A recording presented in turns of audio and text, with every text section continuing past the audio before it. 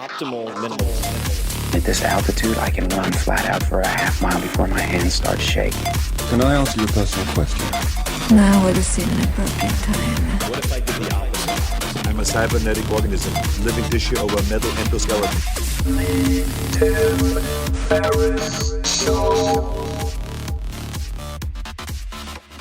This episode is brought to you by LegalZoom, which more than 2 million Americans have used to help start their businesses. Past guests even, such as, WordPress lead developer, CEO of Automatic, Matt Mullenweg, now valued at more than $1 billion, have used LegalZoom to help with their business needs, specifically in his case to form his company. But LegalZoom isn't just for launching your business. Their services include everything from helping you to manage changing tax laws, reviewing contracts, creating NDAs, non-disclosure agreements, important stuff, handling lease agreements, and assisting with really any other legal challenge, hurdle, inconvenience that typically takes time and effort away from running your business. The best part is that you won't get charged by the hour because LegalZoom isn't a law firm, so they won't be running the clock up and spinning circles just to raise your bill. Instead, they just ask you to pay one low upfront price for whatever it is that you're looking to get, a la carte style. So visit LegalZoom.com and check out their business section for all of their services. And if you want special savings, that's the terminology in the copy that they suggest. I don't know what the special savings is, folks, but it's titillating. If you want special savings, enter promo code TIM, T-I-M, at checkout, capital T, lowercase I-M. Again, take a peek, LegalZoom.com, and enter promo code TIM. This episode is brought to you by Helix Sleep. Last year, I focused on dramatically improving a few things, surprise, surprise, most notably the quality of my sleep, which seems to affect just about everything. This led me to revisit, you name it, my daily routine, morning routine, exercise, diet, all the way to what I slept on. And I ended up getting all new beds here in Austin, Texas, including mattresses from Helix Sleep. Helix has built a sleep quiz that takes 2 minutes to complete, and they use the answers to match your body type and sleep preferences to the perfect mattress. Whether you're a side sleeper, hot sleeper, cold sleeper, or you like plush, you like firm, with Helix, there's no more guessing or confusion. Just go to helixsleep.com/Tim, take their 2-minute sleep quiz, and they'll match you to a mattress that will give you the best sleep of your life. That is their promise. For couples, Helix can even split the mattress down the middle, providing individual support needs and feel preferences for each side. They have a 10-year warranty, and you can test drive your mattress for 100 nights risk-free. Right now, Helix is offering up to $125 off of all mattress orders. So check it out. Get up to $125 off at helixsleep.com/Tim. That's helixsleep.com/Tim for $125 off your mattress order. Take a look, helixsleep.com/Tim. Well, hello, boys and girls. This is Tim Ferriss, and welcome to another episode of The Tim Ferriss Show, where it is my job every episode to interview and deconstruct world-class performers, to tease out how they do what they do. This episode, we have a real treat, someone you may not have heard of. I believe this is his first ever podcast, Nick Norris. In my mind, he is the ultimate quiet professional, probably the most understated person I've ever had on this podcast. He is an 11-year Navy SEAL officer. He served with Jocko Willink at SEAL Team 3. You may recognize that name, Jocko. Also another person who made their podcast debut here. And on top of that, he is a world-class athlete, which I didn't really fully appreciate until after our conversation. Startup CEO and board member of the C4 Foundation, which is a new foundation that focuses on supporting active duty SEAL families. And you can find that at c4foundation.org. We talk about a lot in this episode and cover a lot of ground, ranging from his training tips, physical training tips. This human has no physical weaknesses. It's really impressive. To post-traumatic stress versus post-traumatic growth differentiation, talking about how you separate those two, talking about, say, traumatic brain injury and the links to depression, evidence-based treatments, including some very new treatments for depression, PTSD, and chronic stress. Many people don't realize that approximately 20 veterans and active duty military personnel kill themselves every day. That means that suicide has killed far more veterans than any enemies whatsoever. And it is a quiet crisis and a quiet epidemic that I wanted to address on this podcast. There are lots of tactics, lots of stories. Let me give you a bit more bio on Nick. He is a graduate of both the United States Naval Academy and Basic Underwater Demolition, SEAL BUDS, Class 247. Upon completion of SEAL training in 2004, Nick assumed progressively higher positions of leadership within naval special warfare. His deployed roles included combat advisor to Iraqi and Afghan military units, cross-functional team leader, and ground force commander during combat operation in both Iraq and Afghanistan. Nick was most recently assigned to Naval Special Warfare Basic Training Command, SEAL Qualification Training, SQT, as officer in charge prior to transitioning off of active duty. He's also co-founder and CEO of Amavara, a sunscreen company that has invented a new mineral sunscreen technology to protect both consumer health and the environment. You can find more about that at amavara.com. Let's talk about some of his physical accomplishments, which were sent to me after this podcast, but just very briefly. He raced as a member of the U.S. team in the 2007 Adventure Racing World Championships in Scotland. He's raced in multiple races of this type that are multi-day world-class expedition length races. He has also completed ultra-distance trail running events between 50K and 50-plus miles in length. He competed as related to indoor skydiving in the 2018 Sakura Cup Invitational as part of the U.S. Dynamic Four-Way Team. That was Japan's very first international indoor skydiving competition, a very high-level international dynamic flying tournament that showcased the most talented wind tunnel flyers in the world. And as it relates to bouldering, so rock climbing, he has personally contributed to the development of the Southern California bouldering areas and has climbed V11 with the goal of climbing V12 this year at age 37. To put that in perspective, that places him pretty squarely in the top 0.1% of climbers worldwide. And you can find Nick on Instagram at Nick_Norris 1981 on Instagram. So with all that said, please enjoy this wide-ranging conversation with Nick Norris. Nick, welcome to the show. Thanks for having me. So I thought we could start with Tokyo. And it is certainly one of my favorite places, having spent a good amount of time there. And I told you as we were having brunch a little earlier to save the story because I don't like to hear things a second or third time when I'm having these podcast conversations. But it seemed like there was quite a bit to dig into. So your first trip to Tokyo, what took you there? So I went out there with a 4-person team to compete in a dynamic 4-way wind tunnel competition called the Sakura Cup. Okay, so the sakura is the cherry blossom, but what on earth? I heard wind tunnel. Then there are a bunch of different phrases associated with that Sure. make no sense to me and sound vaguely obscene. What was it? Okay, so dynamic 4-way is a discipline of wind tunnel flying that, it probably started, and I'll probably butcher this, people will correct me, but That's okay. The internet's good for that. probably 6-7 years ago. Maybe longer, where, guys, predominantly in Europe, these guys whose team name was the Skywalkers, they started flying a lot of tunnel time. And you get bored just kind of doing normal vertical formation skydiving, so like static formation building for time. And I think they started moving around the tunnel with like 2 people and then adding 3 and 4. And then this thing has blossomed into a full-on discipline where you compete in 2 different, formats. You do a series of speed rounds.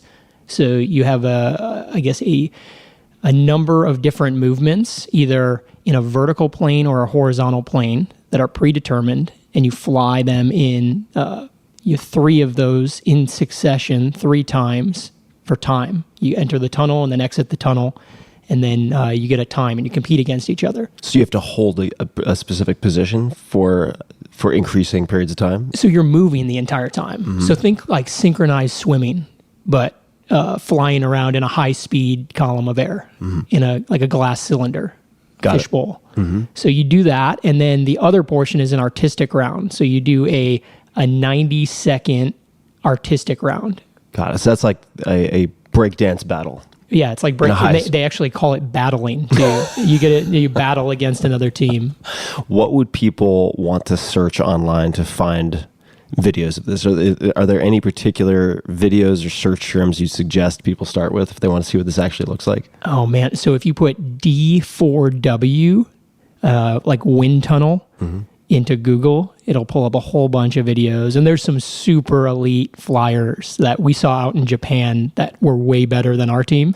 And even if you look the Sakura Cup wind tunnel competition, there'll be some videos of the rounds that were flown. It's like really, really impressive athletes in a very fringe, outlandish sport. So you have a whole range of skills and attributes that you've developed, and we shall not name the person who will not be mentioned, who's sitting also in the room with us. He is a snake eater in the shadows who prefers to remain as such, but he described you initially to me in a number of very sort of laudatory ways. And then he said he doesn't have any physical weaknesses. Yeah, it's really annoying. And so I thought we could shift to another area that you've explored quite a bit, which is, I'm going to prompt and then we can jump into it because I said, save it for the podcast. Let's talk about moon boards. What on earth is a moon board?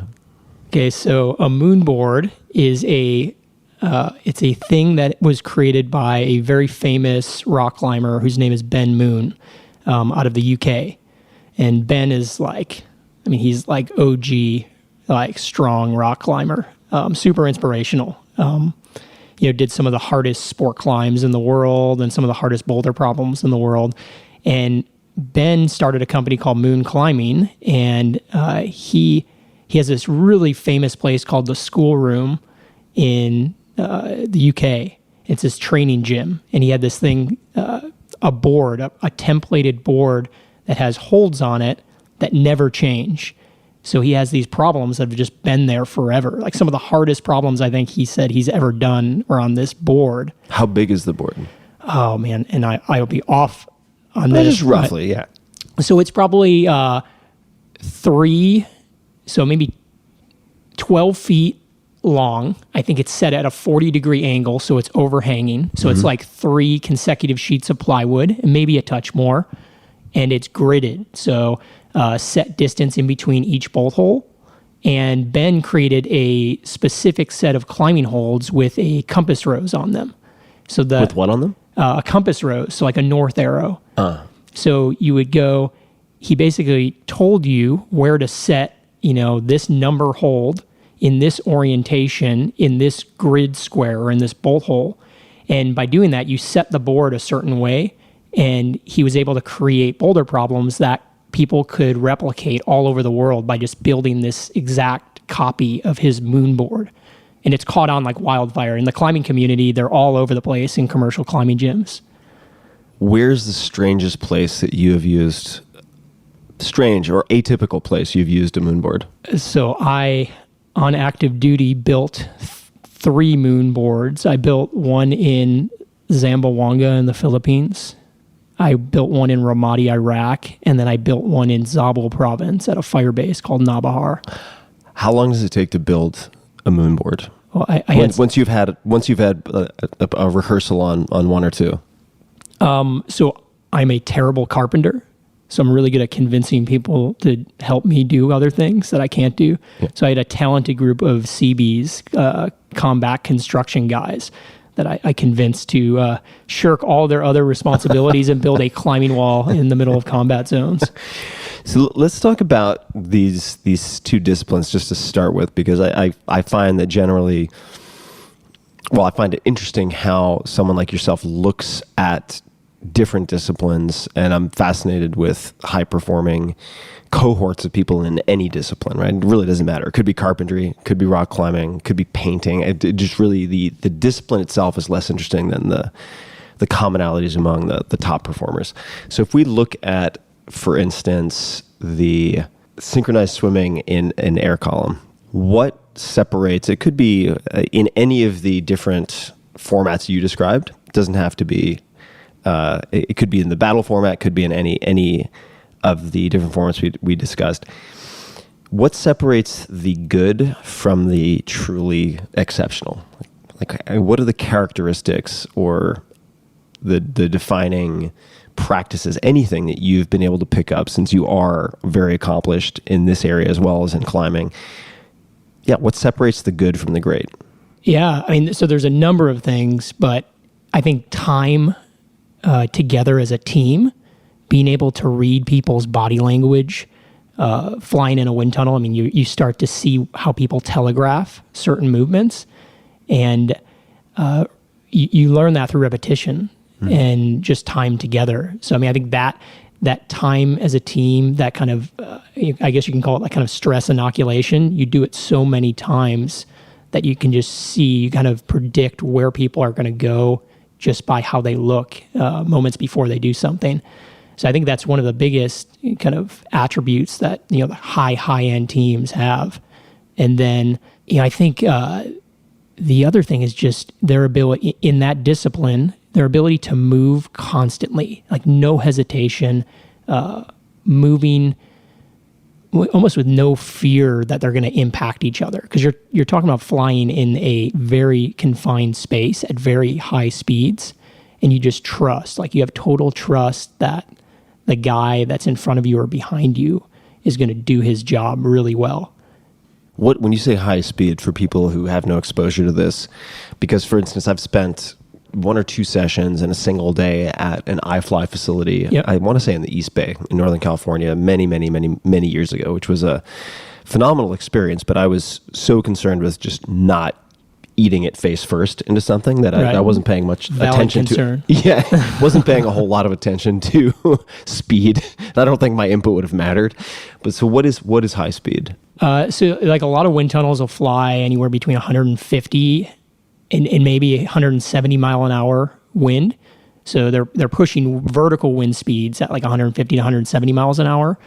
And when you're flying in that wind, you're not going 170 miles an hour. You're flying, upside down or right side up in a vertical orientation. And I mean, when you see like the guys that are really, really good, I mean, they're moving. They're probably going, maybe 20 miles an hour. 30 miles an hour of like closing speed. So like really fast. You can get going if you were in the sky, like jumping out of an aircraft. You could be moving 120 miles an hour over ground if you were in one of the orientations you're flying at in the wind tunnel. Got it. So you'd be covering, we were talking a little bit earlier about wingsuits. Right. And for those people who haven't seen a wingsuit, A, it's terrifying. B, the humans tend to resemble flying squirrels. There's a high mortality rate. And then there's another term for it, which is proximity flying. Why is it called proximity flying? Okay, so I will say this for the record. I don't base jump. I never have, and I don't proximity fly, but I have a bunch of friends that do. Yep. So it's flying very close to like land masses. So when you base jump, you watch guys wingsuit very close to the side of a mountain or ridge line. And what can and you mentioned, I suppose, just moments ago, 120 miles an hour. So are they achieving those types of speeds? Yeah, even, probably faster. So their glide ratio over ground is like 3-to-1 or higher. So they're traveling 3 feet for every foot that they descend. So like really fast speed over ground. If we look at rock climbing, to throw the same question out there, and you could use a specific example if you wanted in terms of picking someone who you recognize as an elite climber, but if we try to separate the inborn attributes that allow them to be superior climbers, right? Much like I can't learn to have my ankles seemingly dislocate like Michael Phelps. So that's unlikely to be something I can train for. Sure. But there are different training approaches or ways of looking at, say, bouldering problems or other things that might allow people to progress faster and develop faster than others. What are some of the differentiators that you've observed in exceptional climbers versus people who are just kind of like me and half of the things I do, like permanent blue belts who never quite graduate? You know what? I think it's an innate ability to just try hard, like try very, very hard. And, that sounds easy, but it's much more difficult in practice. You look at, there's a guy named Adam Ondra who, arguably is the most talented or the strongest rock climber in the world. Just amazing to watch the guy climb. And you can see the level of tenacity, like just the way that he approaches climbs where he just does not give up. It's just a relentless pursuit of perfection and like an endless pursuit of perfection. And the guy is magnitude stronger kind of than the average, even elite level climber, and is still just, trains tirelessly to get better. And I think that it's that grit, that ability just to continue to persevere, which, is a huge standout attribute. How, is that something that you can develop? I mean, is there a sort of mental theater in which how you speak to yourself allows you to do that or helps you to do that? I'm just wondering if people wanted to try to develop the ability to try harder, which I think can be done. I mean, I think that there's certain presets. Yeah. Right. But then if you are training in just about any sport or area with, say, a coach who believes you can exceed what you take to be your limitations, then you can begin to sort of instill the conditioned default of trying really hard, right? So I think there are probably things that you can do. How do you approach, say, a new problem that you've set out for yourself? Because I know that you have explored some virgin territory when it comes to bouldering problems. Maybe first you could explain to people who don't rock climb or are familiar with it, like, what is bouldering? And then when you're tackling a new problem, like, what does your internal voice sound like when you're tackling something that is probably going to be pushing your level a bit? Yeah. So to start, bouldering in the realm of climbing is like powerlifting as it relates to weightlifting or weight training. So small, very intense, technically difficult pieces of terrain that you're climbing with no rope and crash pads laid out underneath you. Mm-hmm. So you're not soloing, doing something that's death defying. Most of the time it's, less than 15 feet off the ground. So it's a very high intense pursuit in climbing as opposed to sport climbing or traditional climbing, mm-hmm. Which is a little bit longer, more endurance based. For me, I know that tenacity or the ability to persevere is something that's I'm in control of. And, I was never the most talented athlete growing up.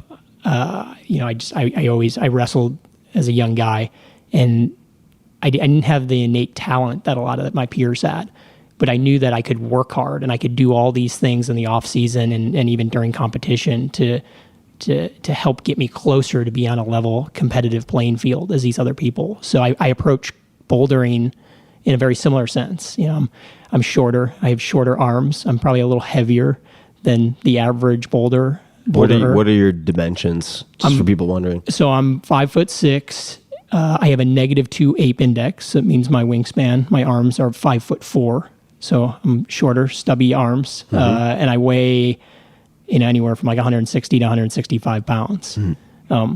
So I'm not heavy by any means, but in the realm of climbing, I'm a little bit heavier for my size. Yeah. So I feel I have focus. And in case it's not obvious to people just based on the context, you're also, that's that's not a donuts and Dr. Pepper 170. I've been trying to get my legs to be smaller so that I weigh less, Tim. Okay, so you have this variable, which is sort of training intensity and consistency, which is under your control, yep. Unlike some of the sort of innate talent that other people might have. And then if you are, just from a psychological perspective, when you are getting ready to attempt, whether it's the first time or the fifth time, a very hard route, how do you prepare for that? Like in the minutes leading up to it, what does that look like? So in the moment, if like before I'm going to give something like a red point attempt, like try to actually climb the line, try to clear your head. I mean, it's a huge mental game when you get to the point where you've done all the moves, you're strong enough to do it. There can be a big mental block. And I think a lot of athletes experience that, kind of in the kind of higher echelons of performance. So I think clearing your brain and not letting that be the limiting factor. Mm-hmm. I think leading up to that, it's practicing grit and kind of that try hard in all of the structured training that I do leading up to that moment. Mm-hmm. So fingerboarding is a way that you can train your fingers, your tendons, connective tissue to be stronger. In every fingerboard workout, trying to apply that level of grit, that try hard, hang on things that might hurt my skin, or just be very, rigorous and tough on me. Trying to put that same level of intensity into every training session, trying to get like high quality training, not just volume of training and checking the boxes. Yeah, this is what I was hoping we'd explore a bit, because I mean, repetition, like practice does not make perfect. No, perfect practice makes you perfect. Right. And I think a lot of a quote that I'm going to butcher the name. I need a classic scholar in the room, but Archilochus, I think, is one of these old names that is difficult to know how exactly, at least for me, how it was pronounced. But the phrase is, "We do not rise to the level of our hopes or expectations; we fall to the level of our training." Right. So if you haven't stress inoculated, as you mentioned, it's very difficult to execute when you're actually trying to push yourself in sort of a performance rep. Right. So let's talk about clearing your mind. So practically, what does that look like? Because a lot of people get wrapped up, right? They put in a ton of practice, and then it's time to go out and perform. And you've no doubt seen this in, we're going to segue to military shortly, but whether it's in sports, in any high performance situation, you see people who do really well in training and rehearsal, and then they freeze. Right. And then you see people who are the opposite, who do really well under pressure, and they may not in training be the standouts, but then when it comes to actual performance, for any number of reasons, they are kind of in pole position. So how do you clear your mind? So for me, the things that are the times where I've performed my best, I've actually used visualization. I have actually adopted that successfully, and it may not work for everybody, but I literally try to visualize myself climbing through all the movement that I know I've done. I've practiced in the past, and I've successfully executed it, and watch myself climb through the entire boulder problem, even to the point where I will find myself moving my hands in the positions that they should be hitting each specific hold. Just grabbing the air. And I just recently, and like I'm constantly trying to pursue a higher level of bouldering, and I'm not by any means the strongest boulderer in the world, but just recently I had this kind of breakthrough experience on a really hard boulder problem for me, and right before I did it, I had been visualizing literally the entire day leading up to it, and then just sitting down and breathing, a couple big deep breaths, and just trying to like empty all other thoughts out of my brain. And we're gonna segue into how the military entered the picture in a moment. But what other physical feats are you proudest of? This could be military or it could be civilian. If actually, let me put this a different way, because you're so understated. If someone else were to brag on your behalf, I might have to pull in some reinforcements here if necessary. But what other physical feats, or whether it's in competition or otherwise, are you proudest of? So the prelude to that is that I've surrounded myself with people that are better than me in every athletic pursuit that I've fallen in love with. So beyond climbing, I've surrounded myself with very talented people, and I'm very proud of some of the progression I've seen in that sport. Prior to that, I got way into like longer distance running. I ran, 50K, 50 milers, like a lot of trail races. So I did my first 50 miler on the East Coast when I was at the Naval Academy with a handful of friends, and didn't know what to expect, and that was a big accomplishment for me. More mentally, it wasn't that you were going super fast or you're going to win the race. It was just kind of persevering. It was the grit that you had to show through that. I've competed in some multi-sport races, like adventure racing back in the day. Did a lot of like 1 day, 2 day, 3 day races. Raced in Eco Primal Quest back in 2002 in Telluride, Colorado. What is that? It's so Eco Challenge was made famous by Mark Burnett, and I think it was developed after the Raid Galois. So all map and compass, a team of 3 or 4 people, and normally one person of the opposite sex, and it was all man-powered movement over terrain, paddling, hiking, mountaineering, mountain biking. Just put you out in the middle of nowhere in like the most epic places in the world. And it was sleep deprivation is factored in. And I think that's what drew me to it more than anything else. I mean, I knew I wanted to go to BUD/S and be a SEAL. And like, I figured this was probably the best kind of train up for like mental toughness that I could do. So I got way into it when I was at school. So how did you end up becoming interested in becoming a Navy SEAL or being directed towards that territory at all? I mean, how did that all start? Somebody mentioned this community within the military, the SEAL teams, when I was in like 7th grade, and before that, I knew nothing about the SEAL community. And I think I've always been really good at setting goals for myself and just working really hard to achieve these goals because I didn't have a lot of innate talent. And I think I fixated on that as a really kind of almost unattainable goal when I was in 7th grade. And, just latched onto it. I mean, I just wanted to achieve that. And I had a lot of people that were naysayers along the way that doubted my ability to go and do that. But I knew that I was in control of my destiny. I could put the structure together to achieve all the small goals that would lead up to, ultimately realizing that bigger goal. How did you end up having even the concept of structuring it in these incremental bites, taking this large goal and breaking it down? Is that something that your parents demonstrated? Is it something mentors or coaches demonstrated? Where did it come from? A book? I mean, where did that come from? Yeah, so my dad was instrumental in that. Growing up, so my dad was a college football player, firefighter in the city of Chicago.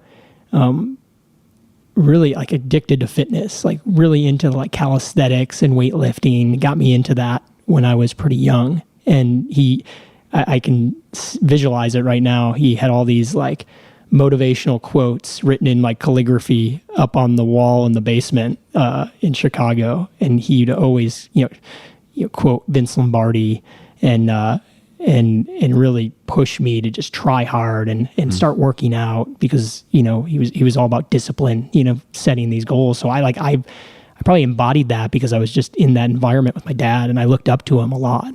Yeah. I would imagine with the weightlifting, I don't know, and you mentioned wrestling as well. I mean, at least for me, where a lot of the kind of methodical tracking began was with training and weight cutting and so on, because you wanted to have a training log of some type, right? To track progress. So you have this dream that is kicked off in some way around 7th grade. When does it start to become a reality? I think I went to the Naval Academy. I was accepted to the Naval Academy, started down that path, and super competitive from the Naval Academy to get a billet as an officer into the SEAL training pipeline.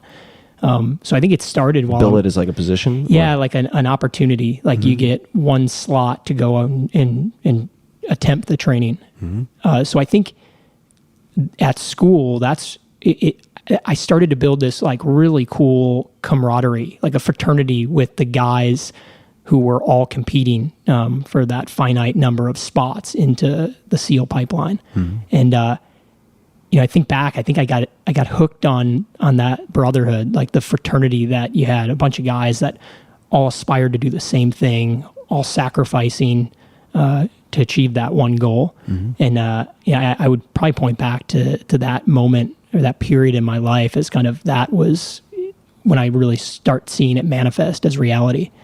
Is there any aspect of BUDS or any part of the training / vetting process that you expected would be most difficult or that you were concerned about? I was always concerned about the cold. I'm a pretty thin guy.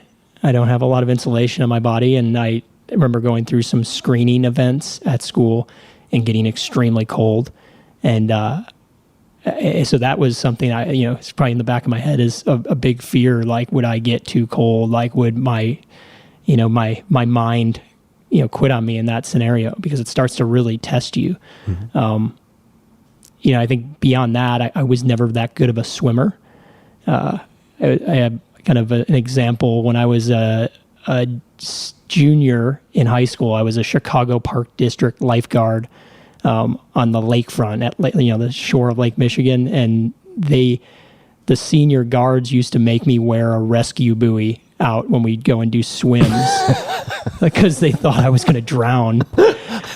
So I was a terrible swimmer. Never swam until I had to. My dad actually was the one that told me, you need to go get a job. So go be a lifeguard. It pays really well and you get to hang out at the beach. I'm like, oh, great. Well, I don't know how to swim, so I need to figure that out.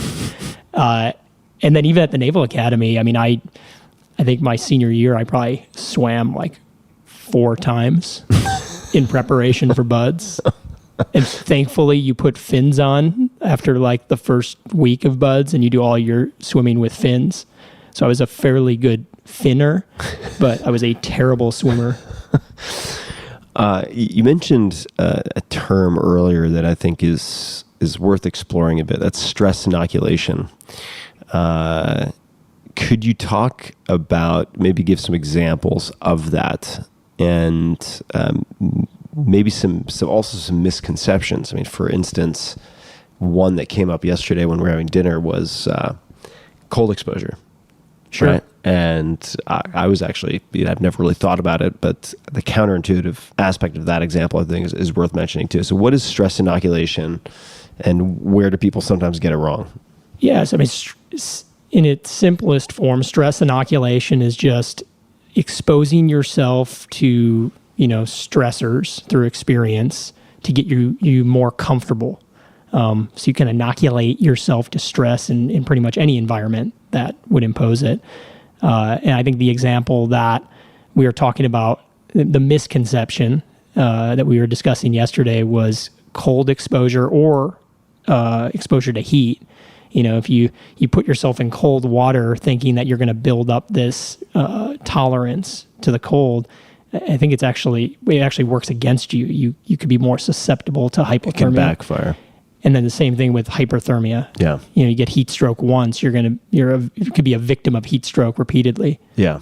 Yeah, that's actually ended up happening to me with heat specifically. I've never told our mystery friend sitting here this before, but I was a subject. I volunteered to be an experimental subject in testing at Stanford, where they would, because I wanted the data, right? I'd always been susceptible to heat, and I wanted some hard numbers on how susceptible I was, or if I was, like what the actual problem was. And so they put in, it's about as pleasant as it sounds, an anal probe, which is a to measure core temperature. So it's like up 18 inches long or something like that. And then they had new technology, which is an esophageal probe. So you also had like an 18-inch probe going down your nose, down your throat to try to get close to your heart. And then they'd put you in full military gear with a weighted rucksack, a helmet, and put you in a sauna on a incline treadmill and just march you to heat exhaustion. Sounds awesome. It was about as pleasant as it sounds. But I ended up being more sensitive over time, which I didn't expect, right? I thought, oh, well, this is going to be like building up a base suntan, and it just so happens it's not true for everything. Right. There's someone who may be a character in the story of stress inoculation and your exposure to that I suppose pun intended, who's been on this podcast before. Can you describe how you know Jocko Willink? So Jocko and I served at SEAL Team 3 together. So when I was a new guy, he was the sister troop commander. And he and his troop went to Ramadi that summer, and then we were deployed about 20 kilometers to the east of Ramadi. So I worked up with Jocko, and then Jocko took over our training detachment on the West Coast for the SEAL team. So when I was a platoon commander, I took my platoon through the entire training cycle under Jocko's guys. So he was the individual that was charged not only with running training for everybody, but specifically vetting and mentoring the officers that were going to be taking deployable elements into combat. So you are there are a whole slew of reasons why I was eager to have you on the podcast. You've been highly successful in multiple fields. You're well respected in multiple fields.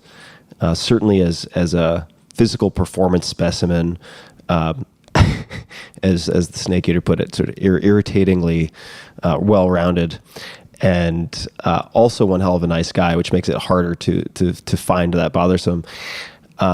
I should say, and it's more of an end, really, because I think it's so common.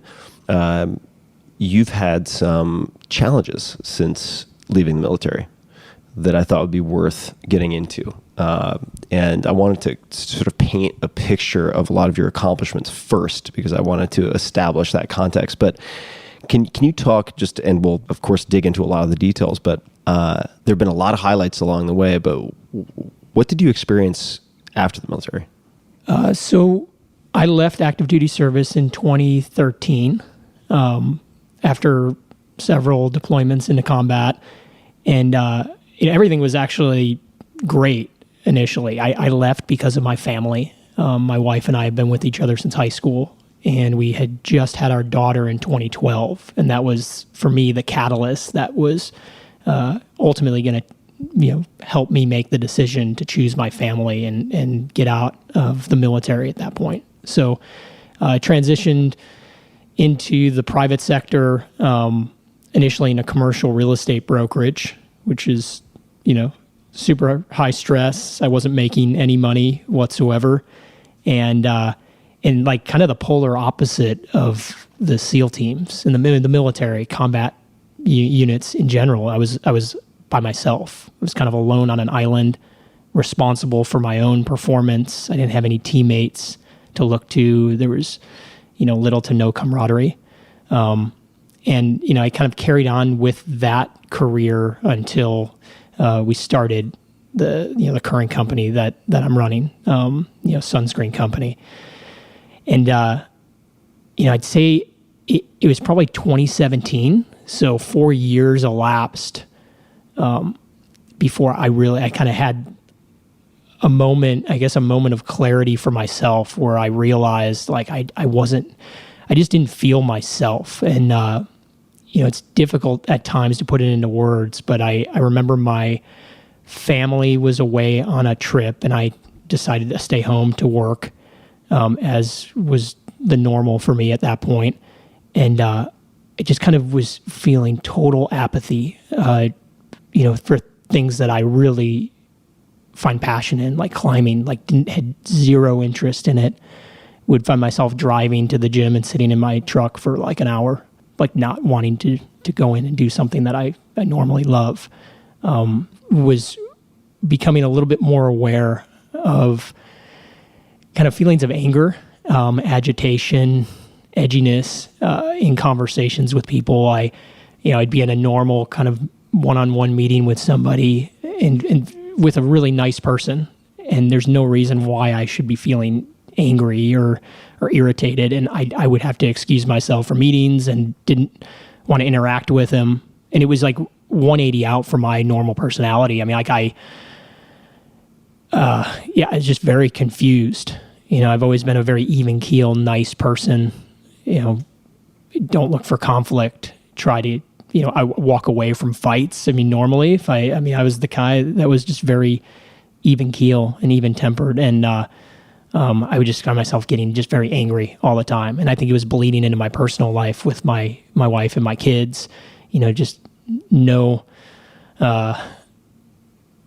ability to cope with kind of distractions in the house. I just felt overwhelmed, almost on edge all the time. And, I got to a point where I just didn't know how to fix it, so I talked to some people and just asked them if they felt that way. And So former SEALs. Or yeah, I think active some buddies of mine, like guys that had exited the military at that point, and some guys shared, blood work and testosterone count as potentially that's an issue. So I remember going in and getting a full battery of blood work done, and my testosterone was fine. It was like very healthy, and I remember kind of having a one-on-one with the physician that I was seeing and described everything that I kind of described in brief just now. And they framed it as depression. And I said, that's crazy. I'm not depressed. Like, I just don't feel myself. There has to be something else wrong. I'm not locking myself in a dark room. And that's not me. And, they were, insistent in a way on trying to put me on a serotonin drug, on an antidepressant. Yeah, SSRI. Yeah. Correct. And I, there's nothing wrong with it, but for me personally, I just didn't want to.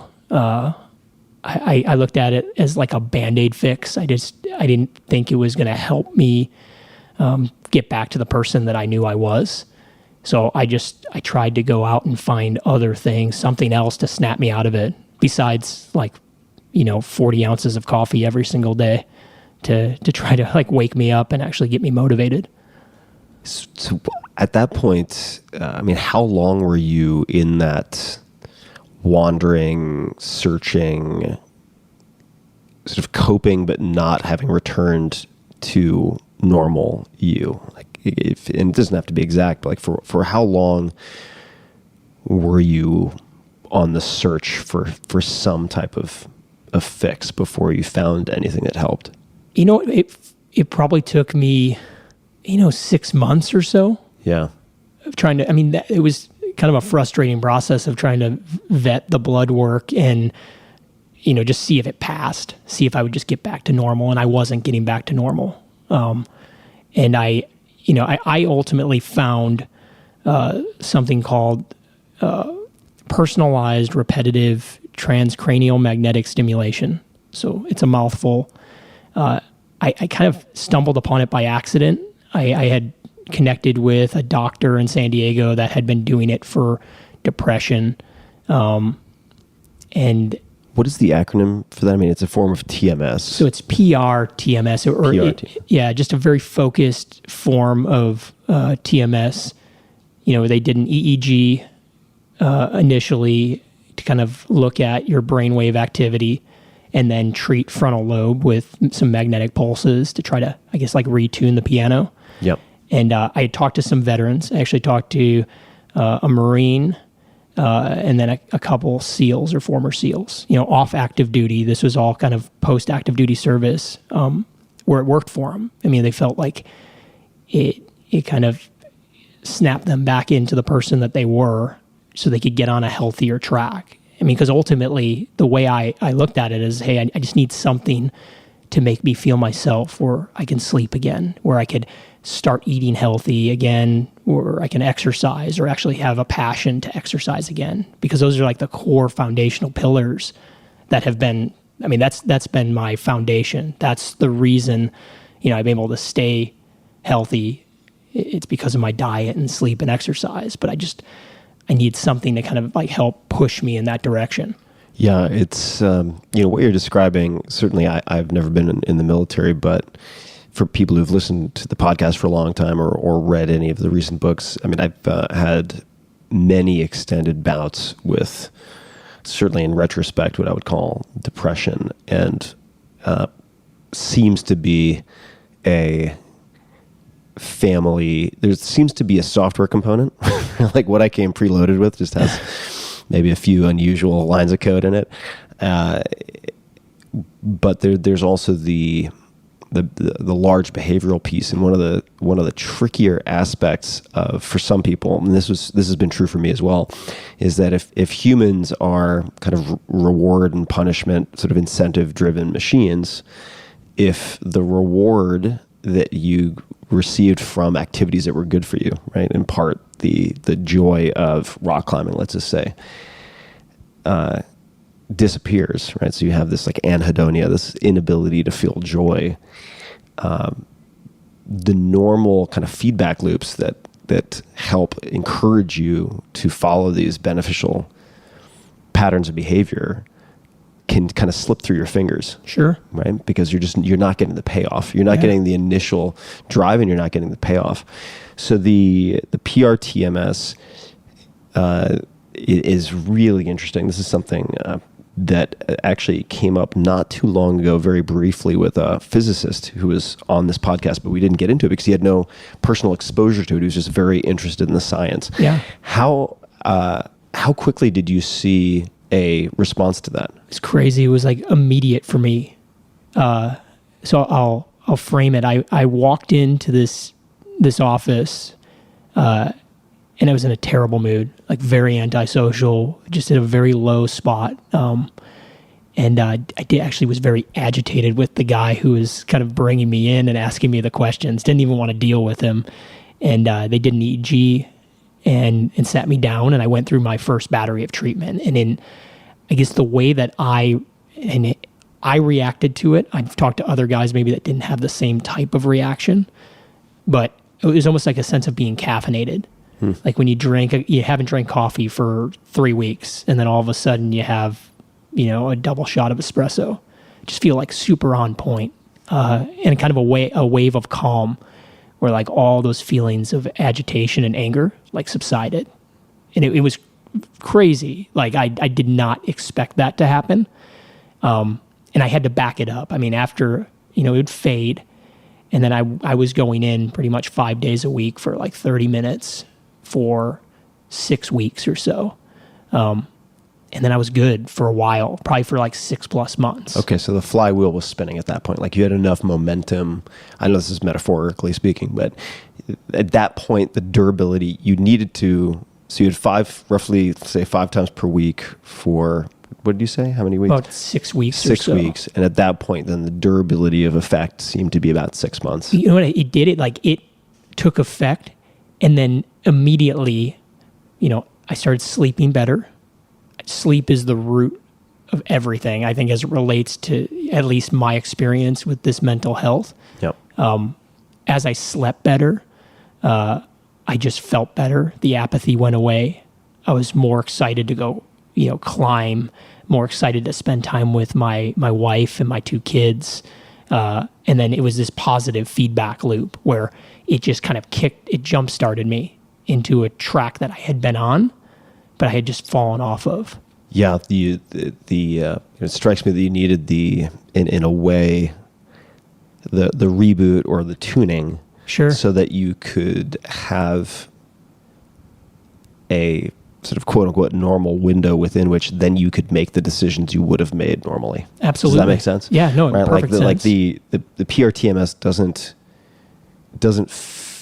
doesn't make the longer term regular behavioral decisions for you, but it opens a window in which you can make those decisions for yourself. Yeah. Which is true of a lot of some of the treatments that I find more interesting for this, is that they're not sort of causal in and of themselves. It's not one and done, but right. it opens a window of opportunity within which you can make decisions with sort of your mind in a better, in a more focused place. Yeah. So you mentioned sleep, and this is another variable that has just become over time more and more interesting to me. I mean, certainly you're no stranger to sleep deprivation, and we can certainly talk about that. And there were, long periods of time where I used stimulants and caffeine to self-medicate, and it works for a while. Or at least it makes you feel like you're being productive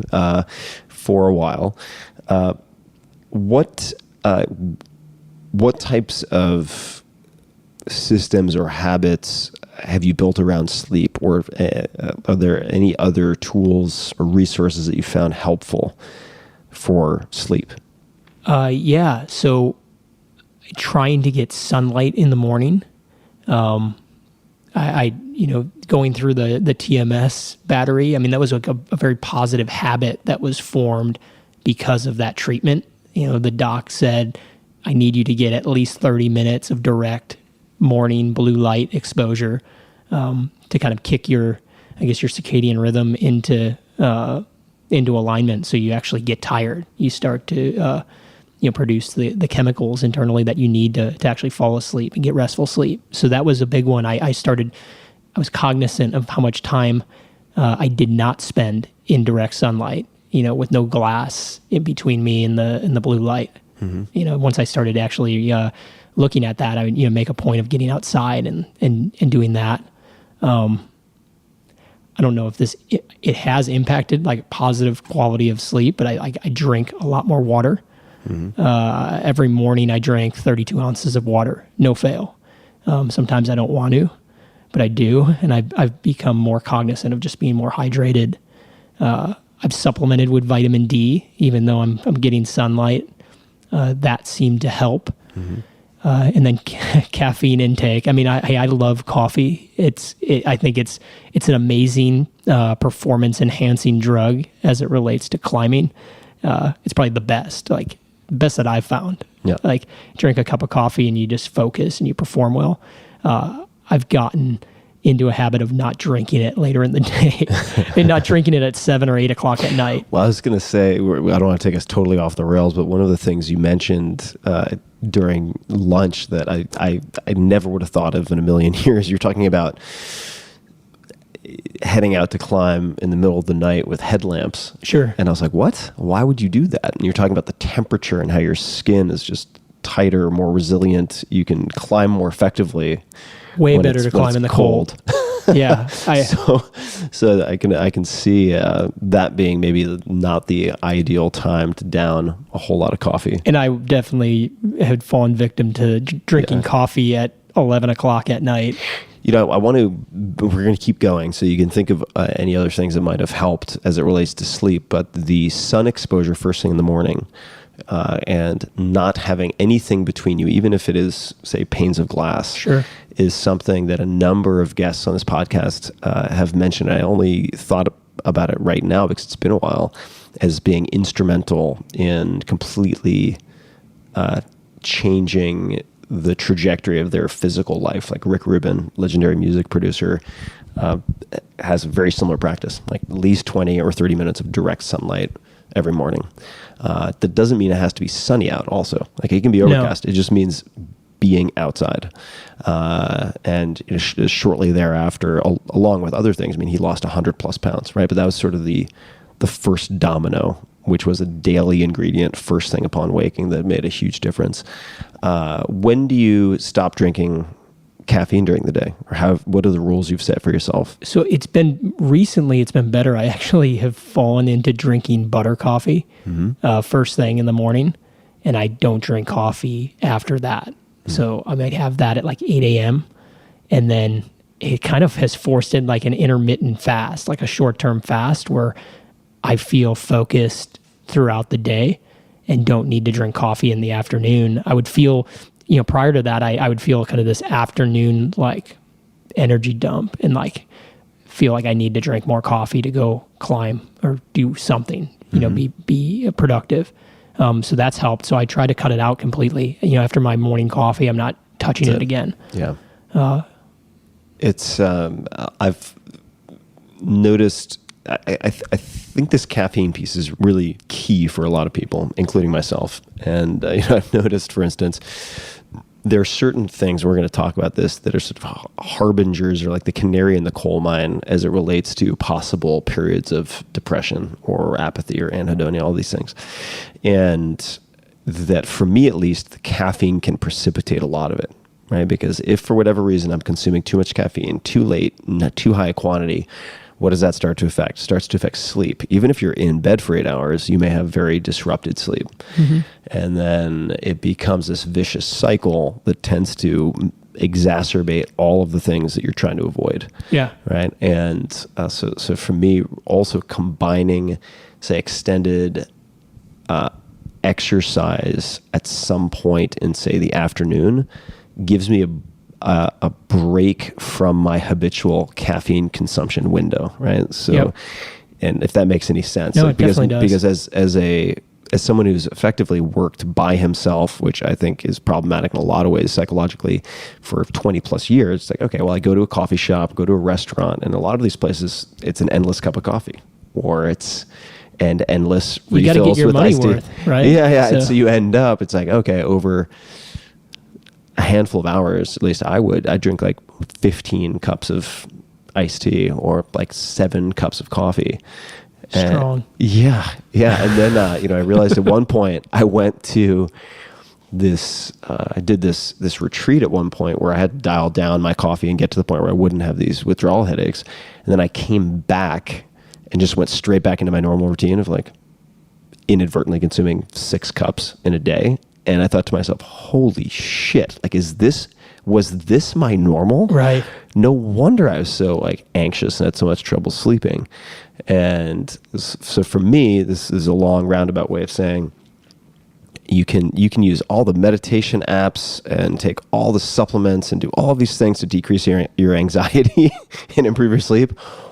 Or you can just have like 1 or 2 cups of coffee in the morning and not have 6. Yeah. I would much rather perform a little bit like at a lower intensity in the evening when I work out than suffer the consequences of having caffeine that late in the day. Yeah. A lot of, I like I mentioned earlier, I'm not former military, but I've spent a lot of time with former military, and a lot of guys seem to experience this tired and wired phenomenon where they'll try to go to sleep and then suddenly they're wide awake. Yep. And they have this surge of cortisol like late at night as opposed to early in the morning when you're evolutionarily designed to have this surge of cortisol so that it liberates glycogen, you get a spike in blood glucose, and then bam, you're awake.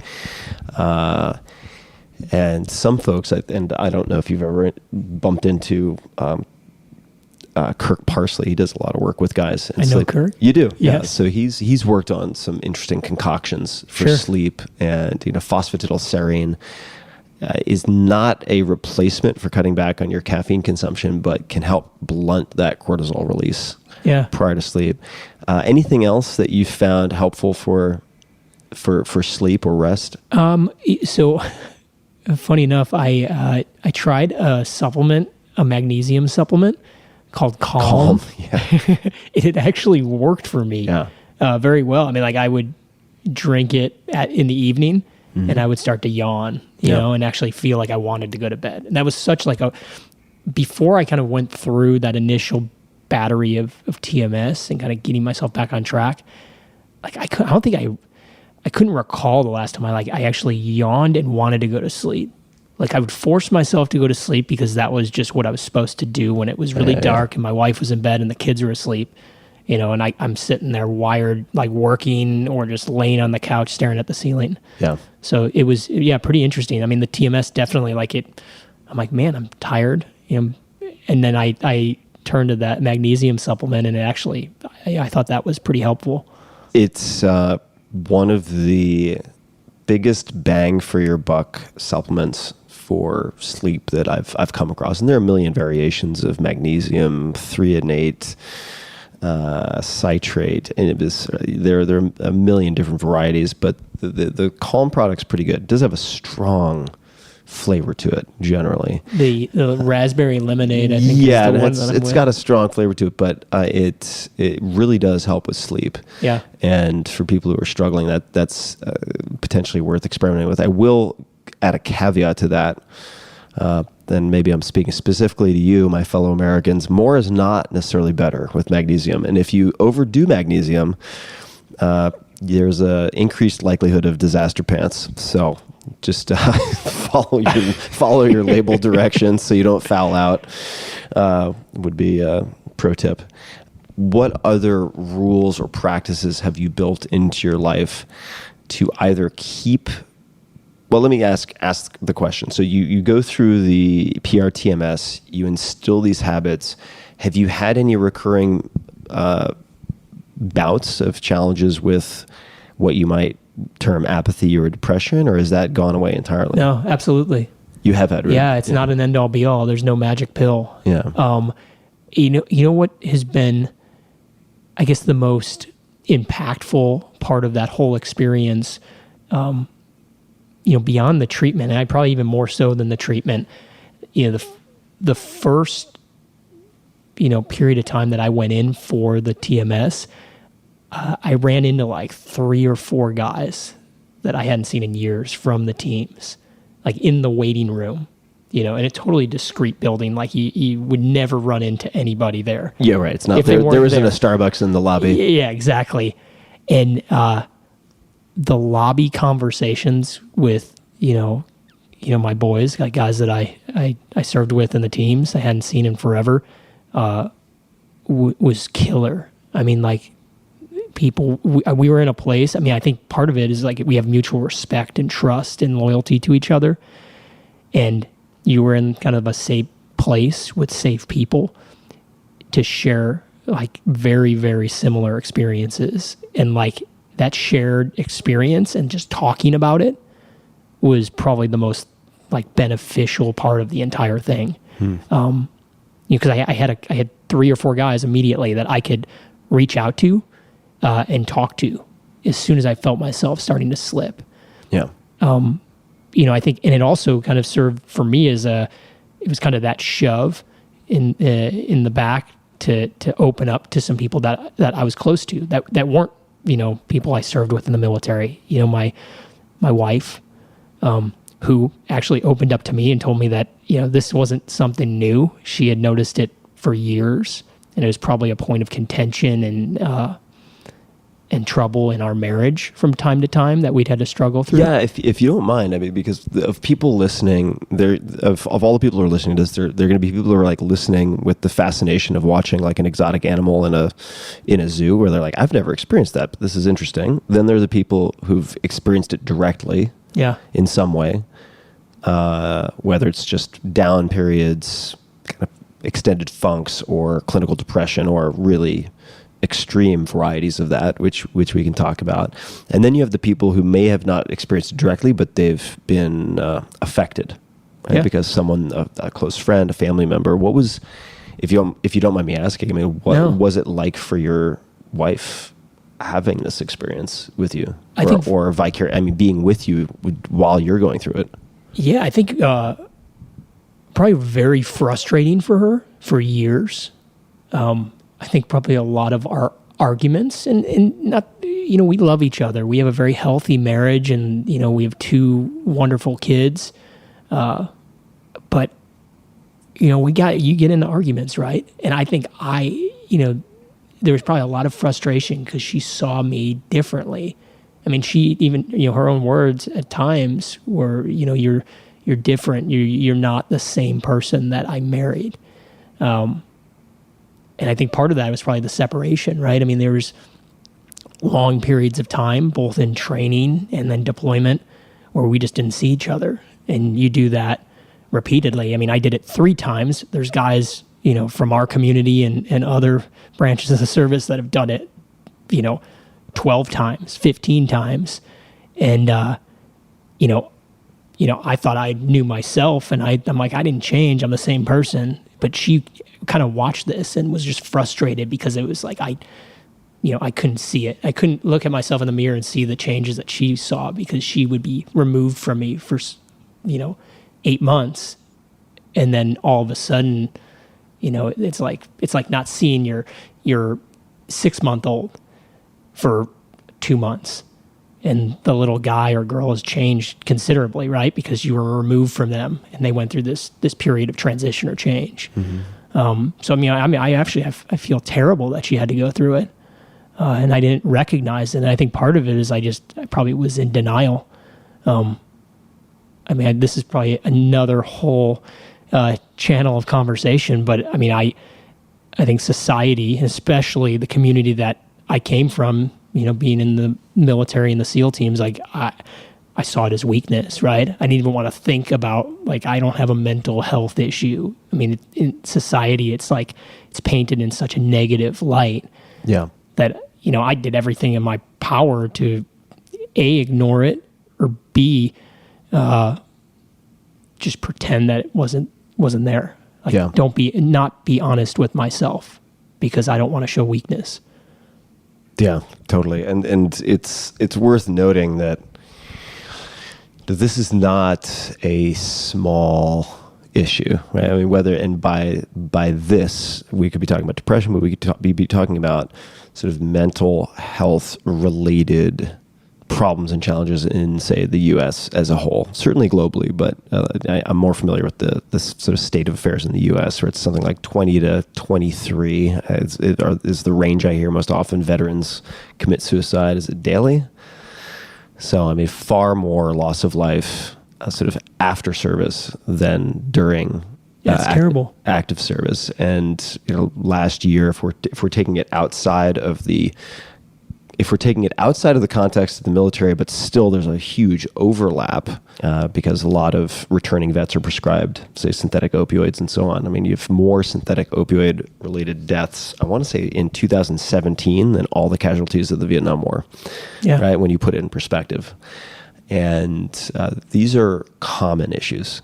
Right? They're very common, but the illusion of the perceptual illusion that's created because relatively speaking, few people talk about it publicly, right? Is that if you're feeling depressed or fill in the condition that is stigmatized, you feel maybe uniquely flawed, or you don't want to admit that it's an issue because you think you're one in 1,000 people who would possibly have it, and it's just not the case.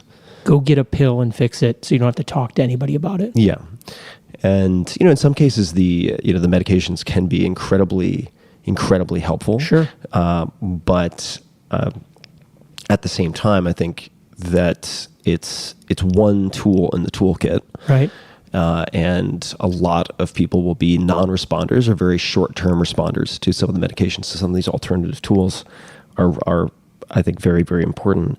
So what are some of the signs? Because we were chatting about this last night where I was saying, in my mind, as someone who's seen family members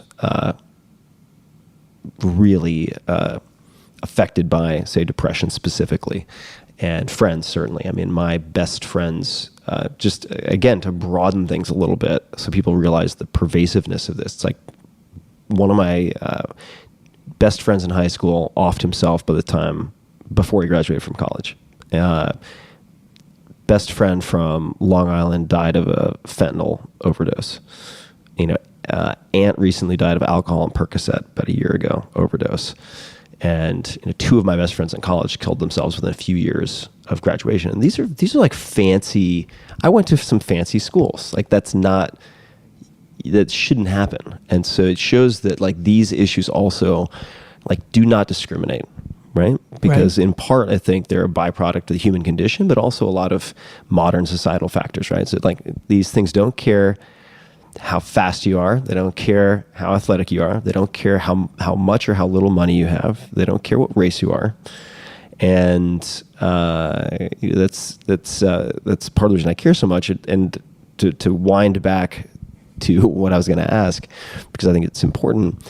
And as context, last night I was saying that there are, in terms of people who are directly affected by this, there are people who will end up at some point experiencing, say, depression or chronic anxiety or something that just feels off, right? They don't feel themselves and they don't know how to get back to themselves. But there are the people who haven't yet experienced that. There are the people who are in the middle of it, sort of in the trough of sorrow, like there's this period of maybe despair, despondency, apathy. And then there are the people who are in a good place currently, but who dip in and out. Right. So you mentioned like when you start to see sort of symptoms. Yeah. Or like the telltale signs, like, oh, a storm is brewing on the horizon. What are those for you? Well, so I think that the people that have experienced it and are willing to talk about it and share maybe even unsolicited, with people that they know, care about, trust. I mean, I think that's one of the biggest things that we can do to kind of help those people that maybe are ashamed of it, see it as weakness. Yeah. Because that for me, it helped me open up, and I've had some pretty gnarly people from the teams that I look up to open up, after having that kind of shared conversation of experiences. So I think that would be a huge part of it, is just, the people that are brave enough to share it and not feel like they're exposing themselves as somebody that's weak is a big thing. The symptoms are different for so many, for different people, right? For you. So for me personally, frustration and agitation are probably like the two core kind of telltale signs. So for instance, Tim, and you and I would be talking to each other, and you might not even be talking over me or interrupting me, but I will stop, almost as if I'm irritated that I'm not getting my thoughts out fast enough. I'm not, I can't kind of finish my train of thought, and I become visibly agitated and irritated. And my brother-in-law that spends a lot of time with me at our company, he's been really good at picking up on it. I mean, will be in conversations where I know I'm not feeling myself, and I'll say I'm not feeling myself. I have not even realized that I'm falling into a bad spot, and he'll pull me aside after a meeting and he'll say, "Hey man, you should take off. Just relax. Like, I got your back. Like, you don't have to be here right now." And I think it's because he's recognized that pattern. Yeah. And it's going to be people that are closest to you, right? Yeah. And you remind me of something, just because I feel like we have some maybe shared DNA might be put. As a species, obviously, but the point I'm making is, like, I am not able to do 1/10 of the things you're able to do, but I do have some shared history in terms of experience with these things, right? And if having a teammate like your brother-in-law to flag things when your self-awareness is kind of dimmed is really valuable. And you don't have to wait for like a guardian angel to fall out of the sky. You can go to your friends and say, "Look, I just want to, if I could ask you for a favor, I will not get upset. Maybe I will a little bit, but I'm giving you permission in advance because you're my friend. Like, if you spot any of these things or you think I'm really not being myself, please bring it up." Yeah. I like encourage the people closest to you to do that, because they will, it's sort of like having someone who's specially trained to diagnose certain conditions that you are unable to see yourself. Yeah. It's very, very valuable to have those people. So frustration and agitation, the biggest ones for sure. So for me, just for people out there, I mean, this is something I've had to learn over time, is like many, let's just say at least 3 or 4 days of continuous fatigue, even though I appear to be getting enough sleep, is another one. And the unhelpful response to that is just to say, "Fuck it, I'm going to double down. Let me have caffeine. 4 triple espressos." Right. And just power through whatever this is, which magnifies the problem. Right? Your sleep's wonderful then. Yeah, then your sleep's fantastic, and it gets a lot better. That's sarcasm. So kind of flagging that and realizing the world's not going to end if you need to take like 3 hours to go for a long walk, or to what I will usually try to do is kind of work up. One historical mistake that I've made is, if we're looking at, say, Maslow's hierarchy of needs, right? You've got physical safety, shelter, and all this stuff down at the bottom, food, and then it goes all the way up to self-actualization. I've found it often unhelpful to try to sit down with a journal and figure out like the existential underpinnings of why I'm feeling off. It's like, no, stupid, like sunlight. Right? Simple stuff, right? Like sunlight. Maybe you get too grumpy if you try what everyone seems to be doing, like intermittent fasting. So you should maybe you should just have a meal when you wake up. Yeah. Yeah. Like let's, like, rather than trying to sort of unravel some Gordian knot of like philosophical complexity in your head, which you think is going to solve your problems, maybe you just need like a handful of macadamia nuts and a cold fucking shower. And like, that's actually pick it up the next day. Yeah. And so creating space for that, right, in response to the fatigue, but having that as a red flag, and also trying to train people around me or ask people around me, whether it's family members, a girlfriend, boyfriend, whatever, to flag that. Well, I think it brings up the importance of a strong community. Yeah. You know, it might not just be your spouse or your family member or your friend. Like, finding community in something else is a great kind of second line of defense. Yeah. Or even first line of defense. I mean, I spend a lot of time, climbing and training with people. I probably spend as much time with them as I do at work at periods of my life. Yeah. And these are I should also suggest to folks, because I've voluntarily self-isolated a lot. Yep. Historically. That's just been like, okay, if it's my problem, it's my problem. I don't want to be a burden. I also don't want to be embarrassed. So I'm going to isolate and sort this out myself. Sometimes that works. A lot of the time it backfires and just exacerbates the problem. So you can, when you're talking about support systems, I know, because I have been this person, that a lot of people out there are like, that's great, but what if, like, I live by myself, I work by myself, I don't have that support structure? You can actually sort of rent friends and support structure. What I mean by that is that, as one example, humans are weird creatures, and like, we're not all rational actors, even though a lot of economists would love us to be like rational robots, like doing our various things. It's often not the case. And humans, for instance, will work a lot harder to avoid losing $100 than they will to earn $100. Right. And so you can, this is something I've done, which is pre-book group activities, whether that's like a dance class or a Brazilian Jiu-Jitsu class or fill in the blank, like some type of group activity. Pay for it in advance so that you're going to feel like a schmuck and you're going to have that loss aversion, and you've stacked the deck in such a way that makes it more likely you will not self-isolate.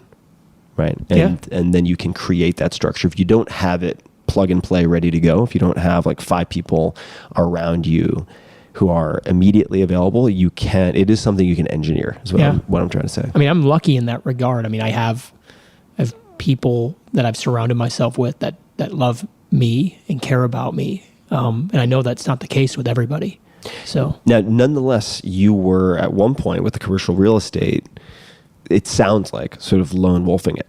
Sure. Right? And even though you had family and so on, you felt isolated at times, right? Yeah. So I isolated myself too. Yeah. So how have you corrected that? What steps have you taken to correct that? Well, I mean, I think at the time I was rationalizing that I had to work really hard to take care of my family. Mm-hmm. So I was literally, I left the military to be with my family, yet I was ripping myself away from my family under the guise of I'm doing this for you guys.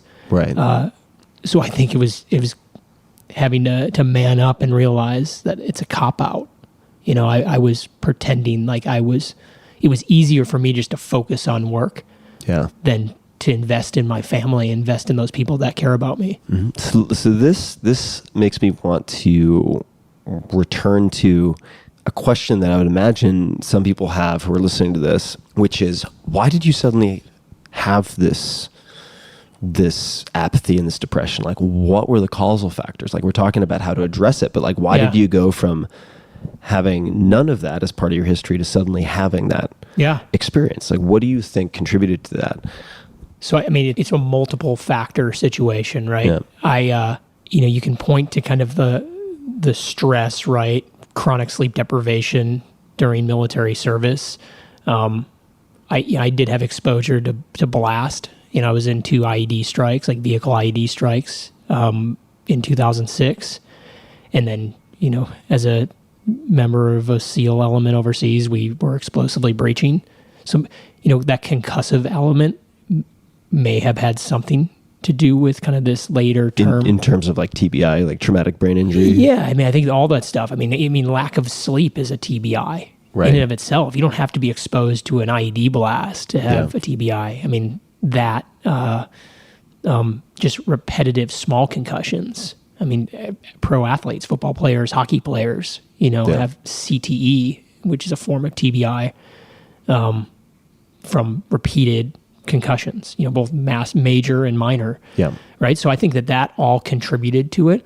But I think the most common thread that I've picked up in conversations with other buddies of mine that have transitioned and have felt similar things is this kind of loss of community, like loss of brotherhood, like loss of purpose,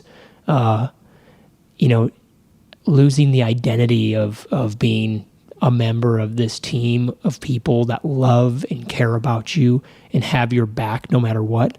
And I mean, will give their life, to protect yours. I mean, it's like really heavy, right? I mean, that's the reason, when we lose a guy overseas, I mean, I